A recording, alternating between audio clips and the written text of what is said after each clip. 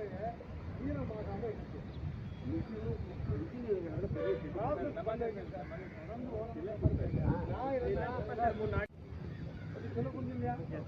அதுக்கும் அப்போ டெய்லி மழையிலையும் எடுத்துட்டு இருந்தோம்னா எதுவுமே இங்க கூடாது.